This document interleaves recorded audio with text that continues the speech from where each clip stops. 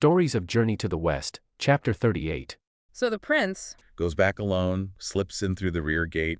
He finds his mother, the queen, at the brocade perfume pavilion, the wuxia. what's her state? Well, even before he says a word, the text gives us a really telling detail. It says she's already crying, Foo! Leaning on the railing, weeping. So something's already deeply wrong for her, even before the prince drops this bombshell question. Yes, exactly. It shows her inner turmoil. When the prince arrives, she tries to put on a brave face, greets him cheerfully. Maybe she tries to explain things away, "Oh, the king's getting older."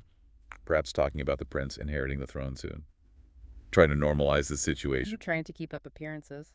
But the prince, he has his mission. He does. He first asks for forgiveness because he knows what he's about to ask is intense. Yeah, definitely not casual conversation. Then he asks Wukong's exact question. "You know, Mother, about things in the marital palace. How does it compare? Before 3 years ago versus after?" He asks point blank about the change over that specific period. Yes, and the impact on the queen. It's devastating. The text uses this incredibly strong phrase, Soul scattered, spirit dissipated, like she just fell apart. completely. It's the specificity of the question. It hits her like a physical blow. She realizes instantly that the prince somehow knows. He knows about the coldness, the wrongness in her marriage that she's probably been suffering in silence for 3 long years. It confirms her deepest, most private pain is real, and someone else suspects it. Exactly. She can't maintain the facade anymore. She dismisses her attendants, the tears just streaming down her face. And does she answer him? She does. It's whispered, heartbreaking. 3 years ago, warm and affectionate. 3 years later, cold as ice. Chilling, isn't it? That's the confirmation. Right from the source. Wow. And does she say anything else? Yes, she even shares the excuse the fake king gave her for this change. He said it was because he was old and his body was failing. Yeah, a flimsy excuse that obviously didn't fool her, but what could she do? Now she knows why it felt so wrong. It wasn't her husband. So this emotional testimony, this is the first big piece of proof. It validates Wukong's suspicion completely. It does. And now the prince, hearing this from his own mother, knows Wukong wasn't just spinning some wild tale, so he feels able to share the rest of the story with her. The whole thing, the murder, the well. Everything. Wukong's account. How his father died in the octagon-glazed well, the Olonia.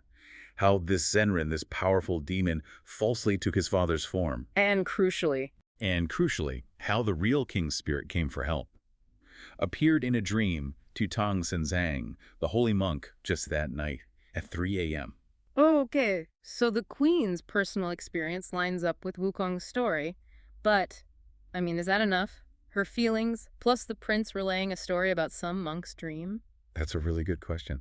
And the queen herself, the text notes, is initially wary of Tor, the words of outsiders. She might trust her son, but a story from a traveling monk he just met. Right. It sounds a bit flimsy on its own, maybe. Needs more concrete proof. Exactly.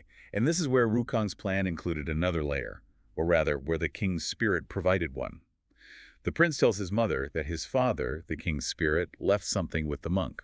A token, like proof. Yes, a symbol. And he produces it, the specific item. The Jew.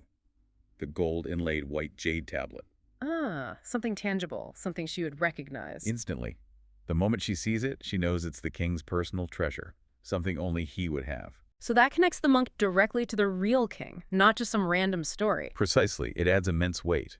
Seeing it, the reality just crashes down on her again. The grief pours out. But then, something else happens. Another piece clicks into place. For her. What? She reveals something astonishing. She says, "Wait, I had a dream too." No, wait, the same night. Yes, just an hour after Tang Sanzang's dream, around 4 a.m. And what did she dream? Did it back? It completely reinforces the story.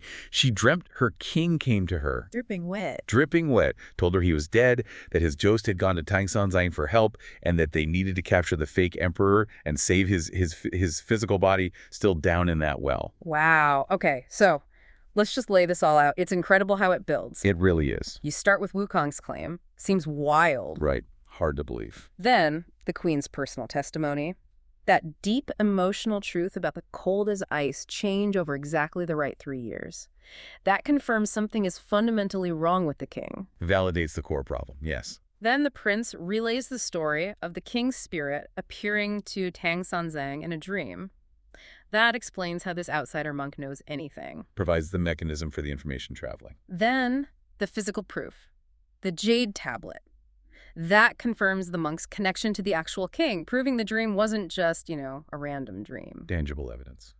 Crucial. And then, the final layer, the queen's own dream. Completely independent, but perfectly consistent.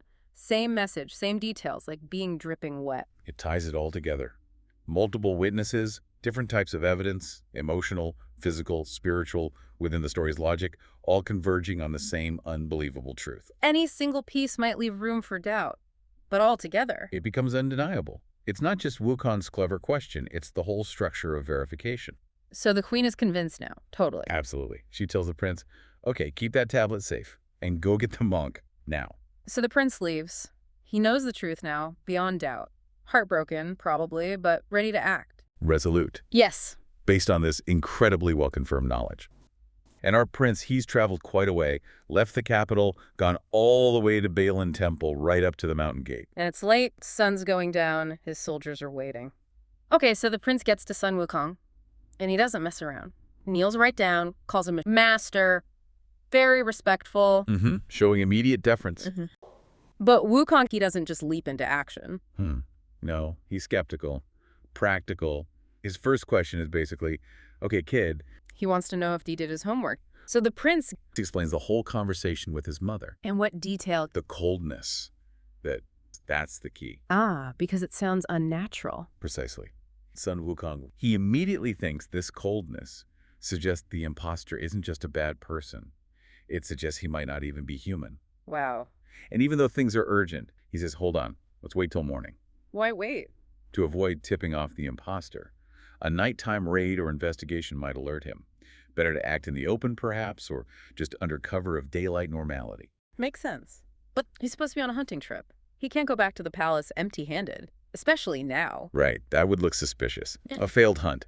It could put him in danger immediately if the imposter suspects anything. A very practical concern. So, He's clearly terrified. and he's so desperate, he actually wants to stay the night at the temple. Says he'll go with Sun Wukong in the morning? But Sun Wukong shuts that down pretty quickly. Yeah, he does. What's Sun Wukong's take on it initially? He's worried it'll make the monster suspicious way, Thinks the monster might figure out the prince brought him. which could backfire on the prince badly. Sun Wukong's thinking ahead, considering the enemy's reaction. Definitely. But the prince is still stuck. He repeats, look, going back with nothing is also going to cause suspicion. They'll punish me for failing my duty. He's really trapped, isn't he? Totally. Damned if he does, damned if he doesn't. Right. And that seems to be the moment Sun Wukong really gets it. Oh, Jika. Like, oh, that's the problem. Why didn't you say so? If it was just about needing some animals, I could have sorted that ages ago. So Sun Wukong decides, okay, time for action. He leaps straight up into the clouds. He summons the local gods, the Theor mountain gods and earth deities, And they just show up. instantly. And they're very respectful. Sure, great sage. You called us little gods. What do you need? So he explains his mission protecting Tang Sanzang, and then gets to the prince's mess. The hunt, the punishment threat. And he gives them an order. Gather wild animals. 3 deer, roe deer, birds, beasts, anything. To help the prince out of his jam. But the list of animals they actually gather is huge and diverse. Wild chickens, pheasants, deer, foxes, badgers, rabbits, even tigers, leopards, wolves. Whoa. So the place should have been teeming with wildlife. Exactly. It really underlines how unnatural the prince's empty hunt actually was. And Sun Wukong's instruction is just, doesn't matter how many, just grab some. So the deities get their own minions involved. Minions! These shadowy soldiers, they whip up this wallcomb, a kind of animal gathering magic wind. Okay, Yimbing, shadowy soldiers. Part of the spirit world bureaucracy. Pretty much. Yeah. They do the groundwork for the local gods, influencing things behind the scenes. And they gather A lot. an incredible amount.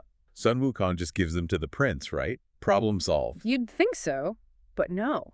This is where it gets, well, really weird. Uh-oh. What does he do? Instead of handing over live animals, he tells the deities to break their bones. Break their... Yep. Break their bones, snap their tendons, and then arrange the bodies along the 40-mile road back to the city. He tells them to do what? That's gruesome. A 40-mile line of dead animals. It's a startling image, isn't it? I mean, I was pretty taken aback when I first read that part. Why on earth would he do that? His reasoning is bizarrely practical in a way. He wants to create the illusion of a successful hunt. So the prince's soldiers don't even need to hunt, they just pick up the bodies. Exactly. No need for dogs or falcons. The hunt is already done, laid out for them. It's a shortcut, all right. Very macabre one. But effective. For the specific problem, yes. It's all about managing perception. Sun Wukong isn't solving the lack of animals. He's solving the appearance of failure. He's tackling the prince's real fear, the political fallout. Huh. Appearance versus reality again. Big time. So he tells the deities, don't worry, you'll get credit for this. Right. Their service will be noted. They do as they're told, set up this grim spectacle. And then Sun Wukong just pops back down to the prince. Yep. Tells him, okay, head back now. There are animals on the road for you. And the prince just accepts this, after seeing Sun Wukong leap into clouds and command gods. He hasn't bat an eyelid. He's seen the magic. Why would he doubt this? It shows his total faith, or maybe just his desperation. He buys it completely. So he thanks Sun Wukong respectfully and heads off with his troops. And imagine the soldiers' surprise. They start heading back and just find miles and miles of dead animals lining the road. They must have been absolutely astonished. Completely bewildered. And crucially, they don't suspect magic. They put it down to the prince's amazing good luck. The prince's great fortune, they have no idea. None at all, which is exactly what Sun Wukong intended. It reinforces that whole theme, what seems real versus what actually happened. So they gather up this massive hunt and head back to the city celebrating simple problem solved, superficially anyway. Right. On the surface, everything looks great. And you'd expect Wukong, the great sage equal to heaven, to be supremely confident, maybe even asleep after boasting about easily handling any demon. You would think so, but the sources show he's actually not sleeping. While Pigsy is, as the text puts it, snoring his heart out, just completely zonked Wukong's wide awake. Restless. Yeah, restless. Because something about this particular situation is bothering him deeply. Even though he knows he could physically beat the demon. And what does he do when he's troubled like that? Well, he goes straight to the master's bedside. Tang San Zhang, bless him, is probably trying to get some rest, maybe even, pretending to be asleep initially. Probably. But Wukong's persistence wins out. He wakes him. And Wukong immediately voices his concern. Yes, and he uses this very telling phrase from the text. He says, the task is difficult in principle. Difficult in principle, so not about power. Exactly. This isn't about brute strength or magic. It's about something being fundamentally, well, not right, strategically, maybe even morally, about the situation as it stands. Okay, and the source makes it clear why he feels that way, right? Oh, absolutely. Think about it. This demon, he successfully impersonated the king for 3 whole years. 3 years. Wow. Yeah.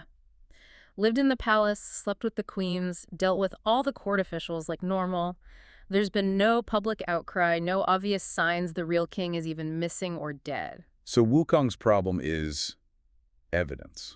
Precisely. He realizes the huge issue.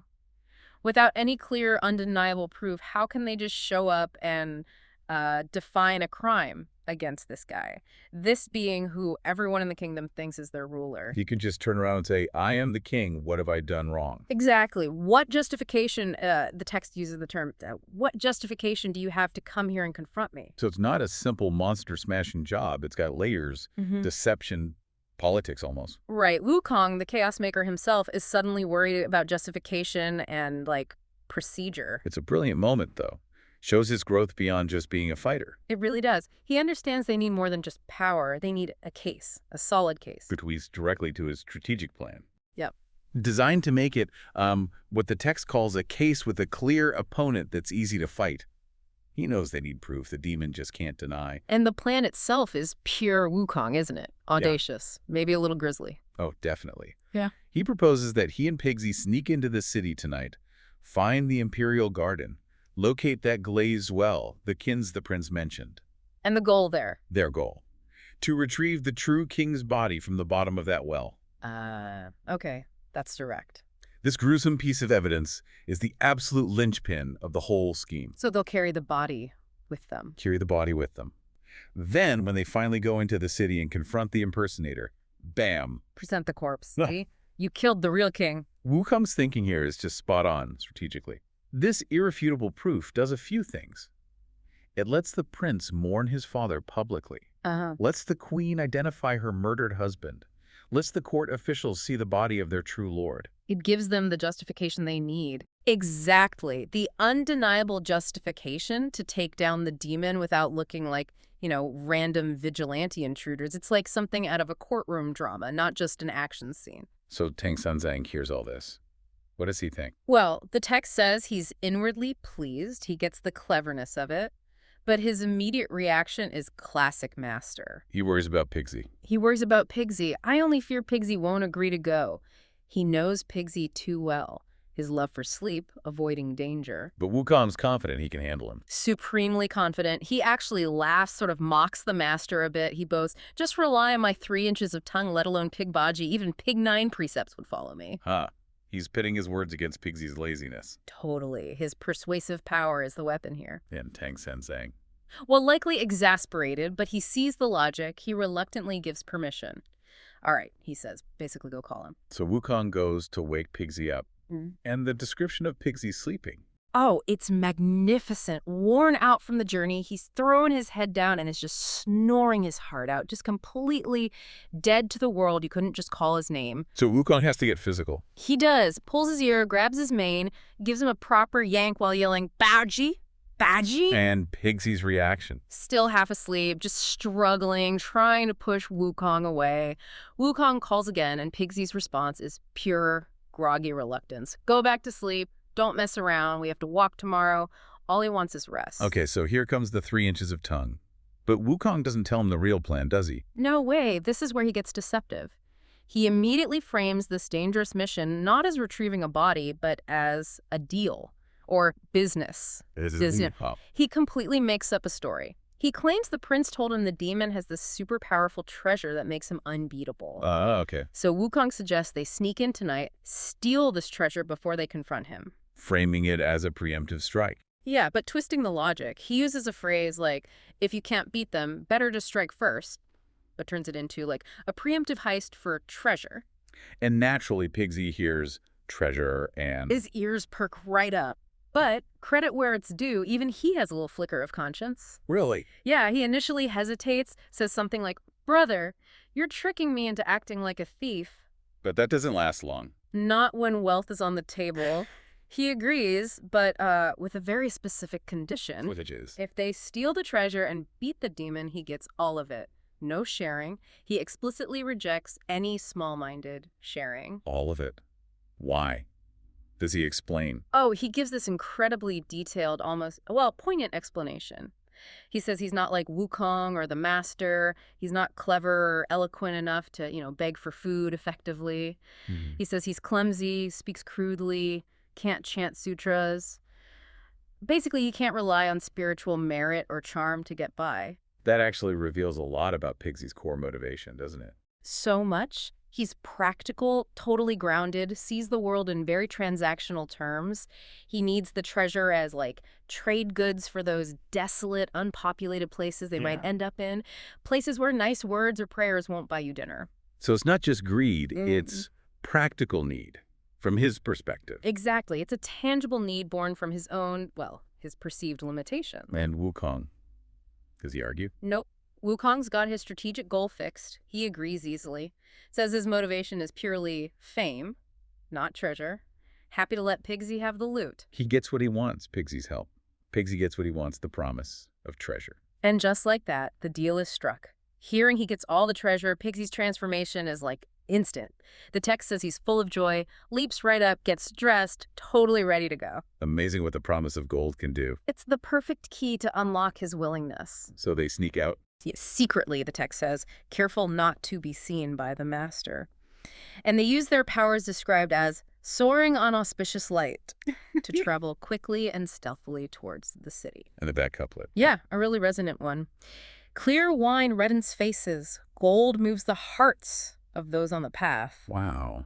When Sun Wukong and Zhu Baji decide to, let's say, explore this imperial garden late at night. A little bit of trespassing, perhaps. Maybe just a bit. We're focusing on the genuinely surprising discoveries and, honestly, the hilariously chaotic way they interact. They're putting it mildly. So it starts with them creeping into the garden, hoping for, well, who knows what, really. And the first big surprise is just the state of the place. Forget any kind of imperial splendor. Wukong's got sharp eyes, and he sees it's in serious disrepair. Right. What does the text say? Well, the descriptions are pretty vivid. Things like dilapidated painted railings and tilted bejeweled pavilions. Wow. Okay. So rundown. Totally run down. It talks about flower beds buried in dust, a pond that's all dried up, trees looking withered. It's kind of bleak. It really subverts that whole expectation of imperial grandeur, doesn't it? It sets a weird mood right from the start. Exactly. It makes you wonder, is this just like background scenery, or does this decay mean something more? That's a great question. It feels deliberate, you know? This neglect in a place that should be perfect. But then, amidst all this sort of eerie decay, something pops out, something vibrant. Ah, yes. The banana tree. The banana tree. And it's not just any old banana tree. The text describes it really beautifully, like a unique spiritual seedling, naturally hollow in its being. There's that line about it being said it doesn't have the colors of peach or plum blossoms, right? Kind of lonely. Yeah, coldly neglected by the pink wall to the east. But here's where it gets really interesting. Sun Wukong suddenly remembers something. The dream. Exactly. Tang Monk's dream about treasure buried right under this specific banana tree. It's like a little clue dropped right into this strange scene. Provides the perfect motivation, doesn't it? Especially for Baji. Oh, absolutely. That dream recollection is key. And Zhu Baji, predictably, jumps at the mention of treasure. Doesn't take much, does it? Not for him. He immediately grabs his 9-toothed rake, which is, a pretty serious digging tool. Sure. And when that's not quite enough, he actually starts digging with his snout, goes down several feet. Impressive dedication. Or greed. Probably both. Until, thunk, they hit a stone slab. The source really plays up his excitement. He's basically shouting, "Brother, fortune smiles on us. There really is treasure. It's covered by a stone slab." He's already counting his gold, I bet. It's funny how quickly he believes it just based on a dream. Is that just simple greed, or is there something else there? Like hoping for an easy win? I think it's a big dose of both, honestly. Yeah. But surprise, surprise, what they uncover isn't chests of gold. Not quite. They finally heave this stone slab aside, and this bright light and like a white mist rise up from below. And Baji's imagination just goes into overdrive. Totally. "Fortune, fortune!" he's yelling. "The treasure's glowing!" He's absolutely convinced. But it's not treasure light, is it? Nope. Much less glamorous. It's just the starlight reflecting off water down below. A classic bait and switch. Plays right into his impulsiveness. It's kind of a running joke with him, isn't it? His desires clouding his judgment. It really is. But he doesn't stay disappointed for long, does he? No, he pivots pretty quickly. Okay, no glowing gold, but there's something down there. How do we get it? And he suggests being lowered into the well. Which immediately brings up a problem. Right. No rope. It really highlights how they just bumble into these situations without much planning. All improvisation. They never seem to think ahead, do they? But, necessity and invention. And Zhu Baji's unique brand of problem solving. Yeah, his brilliant idea is to take off his outer robe and use that as a rope. You can just picture Wukong's face. Yeah. Like, seriously. Exactly. But Wukong, ever the resourceful one, has a much better plan. He pulls out his magic staff. The Rui Jingu Bang. The size-changing weapon. Yep. He just tells it to grow and whoosh, it stretches way down into the well. Problem solved. Much better than a sweaty robe. And this leads to another classic Wukong moment, doesn't it? A bit of mischief. Oh, yeah. As he's lowering Baji down, Baji yells up, "Okay, stop when I get to the water." And Wukong hears him say he's at the water and splash. Just dunks him right in. Just couldn't resist. It's that dynamic they have, isn't it? They're companions, but there's that constant teasing, that edge. You can almost hear Baji spluttering and squealing indignantly. But what he finds down there, it's way more remarkable than any treasure he was imagining. He finds himself in a crystal palace. Exactly. Suddenly it's clear this isn't just some old well in a rundown garden. He's stumbled into the home of the Well Dragon King. It's a total shift, isn't it? From a dusty garden to this, magical underwater realm. What do you think that signifies? This sudden drop into another world. That's a good point. Maybe it suggests that, hidden depths and unexpected things exist even in forgotten places. Could be. And the encounter gets even weirder. There's a night watchman down there. In the Crystal Palace. Yeah. Sees this strange naked monk suddenly appear and rushes off to tell the Dragon King. Naked and dripping wet, no doubt. Pretty much. Yeah. Now, the Dragon King hears about this weird visitor, and he immediately clicks. He recognizes Zubaji as Marshal Tianpeng, his former celestial title. Wow, a blast from the past for Baji. Right. But the king's also super worried that son Wukong might be around, too. Oh. Wukong's reputation precedes him. Oh, definitely. The Dragon King's probably terrified. So he rushes out to greet Baji really politely, probably more out of fear of Wukong than actual hospitality. And Baji, how does he react to being recognized and greeted by royalty, albeit underwater royalty? Oh, completely Baji style. Totally casual, even a bit arrogant, despite being, stark naked and dripping. He just walks in like he owns the place. Pretty much. Just plunks himself down. His complete lack of decorum is just consistently funny. It really is. So does he get any treasure? Well, the Dragon King tries to explain. He says, look, I'm not like those big river dragons with their massive hordes. I'm stuck in this, I hardly see the sun or moon. Where would I get riches? Makes sense, logically. But Baji's not impressed. He still wants valuables. He's persistent. So, dealing with a very large, very persistent, very undressed house guest. Exactly.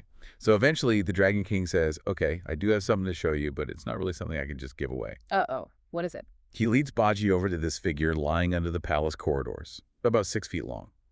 And here's where it gets really bizarre. Even more bizarre. Yep. It's a perfectly preserved corpse of a king. A dead king. In the Dragon King's well palace. Exactly. And the description's really detailed. Wearing a towering crown, a ochre yellow robe, worry-free shoes, and a Lantian belt. Like he just lay down for a nap. What's Baji's reaction? Still thinking treasure. His reaction is insensitive. He just laughs. Says it's no treasure at all. He laughs at a dead king. And then boasts that he used to eat things like that when he was a monster. Oh, Baji. That's grim. A stark reminder of his past life. Definitely crude. But then the Dragon King reveals the really crucial detail. This isn't just any corpse. It's the king of Wuji. The king of the country they're in. The very same. And he's been dead for 3 years. But he's perfectly preserved by a magical item. A face-fixing pearl. Face-fixing pearl, okay. And here's the Dragon King's big proposal. He says, if you, Baji, carry this corpse out of the well, maybe son Wukong can revive him. Revive him after 3 years. That's the pitch. And if Wukong succeeds, the Dragon King promises them any treasure they desire. This suddenly changes everything, doesn't it? It's not just about finding loot anymore. Absolutely. The stakes just got way higher. Resurrection. So does Baji jump at the chance? The potential reward is huge. You'd think so, right? But this is Baji. He's still thinking short term. He actually demands burial money just for carrying the corpse. Burial money? Seriously? He's haggling over carrying a potentially revivable king? Yep. The Dragon King, understandably, is like, no way. So instead, he orders his own guys to take the corpse out and just leave it near the palace entrance. Okay. Ah. And Baji panics. Whole Crystal Palace is, disappearing, vanishing around him. Oh, no. So what does he do? Pure physical comedy. He starts screaming for Wukong to lower the staff and pull him out. And Wukong, up top, of course, can't resist teasing him. Find any treasure down there, Baji. Oh, Wukong. And Baji is just terrified now, clutching this dead king. He's yelling, no way, I can't carry this thing. It's freaking me out. It's this great mix of fear and his earlier greed. The back and forth must be hilarious. Wukong probably threatens to just leave him there, right? Pretty much. Threatens to strand him in the well.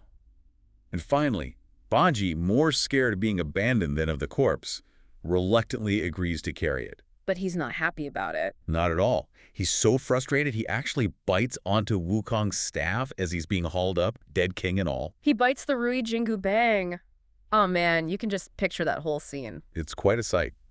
And when they get him out, the look of the king's body is genuinely astonishing. Dead 3 years, but looks totally lifelike. Wukong must be amazed. He is. Genuinely amazed. And Baji gets to be smug for a second, explaining about the face-fixing pearl. Finally, he knows something Wukong doesn't. A rare moment for him. But it's crucial. This could be the key. But Baji is still Baji. He does not want to lug a corpse all the way back to their master. It's dirty. I'll get messy. Seriously. After everything. There's this whole ridiculous argument about him needing to change clothes first, and Wukong finally just loses patience.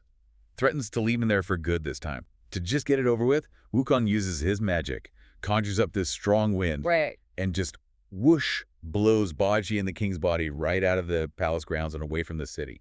Quick transport. Problem solved, Wukong style. But I bet Baji isn't thrilled about being blown around. Definitely not. His resentment towards Wukong is really bubbling up now, and he starts plotting. Plotting? What kind of plotting? A bit of revenge.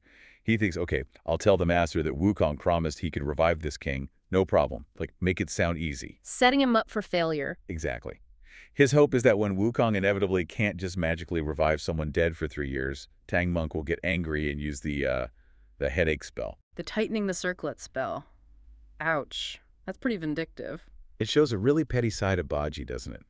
He specifically plans to tell Tang Monk to use the circlet if Wukong fails. Wow. The scheming. So they finally get back to the temple where Tang Monk is. Yep. And Baji dramatically wakes up their sleeping master.